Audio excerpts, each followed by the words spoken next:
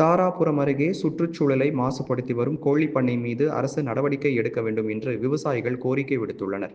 திருப்பூர் மாவட்டம் தாராபுரத்தை அடுத்த சின்னக்கம்பாளையம் ஊராட்சிக்கு உட்பட்ட பகுதியில் தனியாருக்கு சொந்தமான கோழிப்பண்ணை ஒன்று செயல்பட்டு வருகின்றது. இங்கு 70,000க்கும் மேற்பட்ட கோழிகள் வளர்க்கப்பட்டு திருப்பூர், பல்லடம், ஈரோடு போன்ற மாவட்டங்களில் மொத்தமாக விற்பனை செய்யப்படுவதாக கூறப்படுகின்றது. இந்நிலையில் கடந்த 2 ஆண்டுகளாக கோழிப்பண்ணையில் இருந்து வெளியேறும் ஈக்கள் மற்றும் பூச்சிகளால் தங்களுடைய கால்நடைகள் பாதிக்கப்படுவதாக அப்பகுதி விவசாயிகள் புகார் தெரிவிக்கின்றனர். மேலும் மாடுகளில் இருந்து பால் கறக்கும் போது அதில் ஈக்கள் விழுவதால் பால் மாசுபட்டு விற்பனை தடைபடுவதாகவும் இதனால் தங்களுடைய வாழ்வாதாரம் பாதிக்கப்படுவதாகவும் விவசாயிகள் கவலை தெரிவிக்கின்றனர்.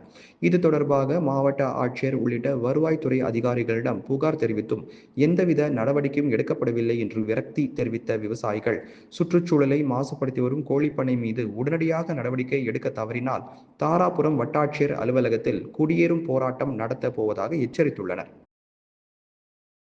எங்கள் 200 விவசாயிகளுக்கு மத்தியில் கொண்டு வந்து இந்த பண்ணையை ஆரம்பித்து இதில் எழும் ஈக்கள், துர்நாற்றம், ஈக்கள் கால்நடைகளை மொய்த்து பால் கறக்க முடியவில்லை. அப்படியும் கறந்தாலும் கறக்கும் பொழுது அந்த பாலில் ஈ விழுகிறது. இதை ஆவின் பாலில் தான் நாங்கள் கொண்டு ஊற்றுகின்றோம். அவங்க ஈயோடு ஊற்ற வேண்டாம் என்று எங்களுக்கு அறிவுரை சொல்லிக் கொண்டிருக்கிறார்கள். மாடுகள் பால் கறக்கும் பொழுது ஈக்கள் முச்சுவதால் கால்நடைகள் கால்களை அகற்றும் போது பால் கபந்து விடுகிறது. இதனால் மாடுகள் அதாவது எந்த நேரம் தலையை ஆட்டிக்கொண்டும் வாலை ஆட்டிக்கொண்டும் மாடுகள் தீவனம் தின்பதில்லை. 7 லிட்டர் கறக்கும் மாடு 1.5 லிட்டர் தான் கறக்கிறது. எங்களோட வாழ்வாதாரமே இதில் தான் அடங்கியுள்ளது.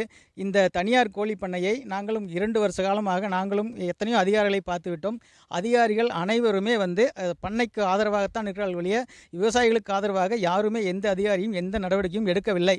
இதுவரை எடுக்கவில்லை. இனிமேல் நாங்கள் பொறுமை இழந்து உள்ளோம். இதற்கு மேலும் அரசாங்க அதிகாரிகள் மேற்கொண்டு தக்க நடவடிக்கை எடுக்காவிட்டால் நாங்கள் அரசாங்க அதிகாரி அலுவலகத்தை முற்றுகையிட்டு நாங்கள் பெரும் போராட்டத்தை நடத்த உள்ளோம் என்பதை இதன் மூலம் தெரிவித்துக் கொள்கின்றேன்.